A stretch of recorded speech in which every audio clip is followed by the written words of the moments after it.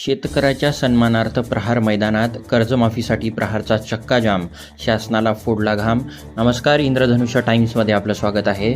प्रहार जनशक्ती पक्षाच्या नेतृत्वाखाली बच्चू कडू यांनी राज्यभरात चक्काजाम आंदोलन केले आहे.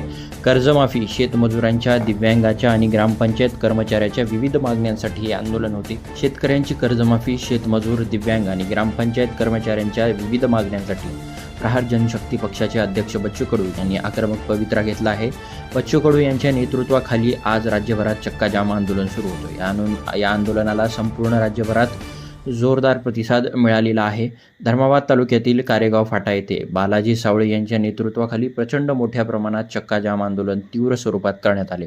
काही वेळासाठी वाहतुकीवर परिणाम झाला होता. यावेळी चोख पोलीस बंदोबस्त होता. काही वेळेसाठी कार्यकर्त्यांना अटक करून पुन्हा सोडून देण्यात आले आहे. विधान भवनामध्ये बसून रम्मीसारखे गेम खेळतात या मंत्र्यांच्या विरोधात आणि शेतकऱ्यांना कर्जमुक्ती मिळावी यासाठी हे आंदोलन पुकारलेलं आहे.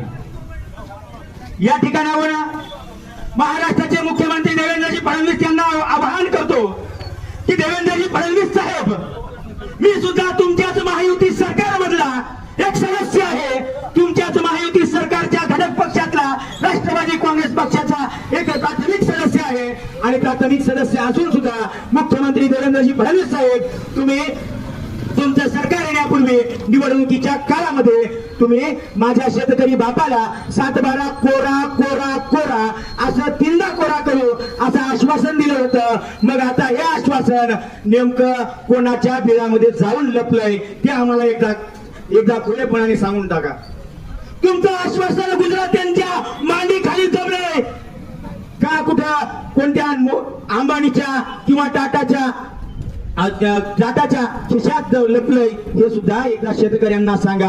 मुख्यमंत्री देवेंद्रजी फडणवीस साहेब तथा आमच्या राष्ट्रवादी काँग्रेस पक्षाचे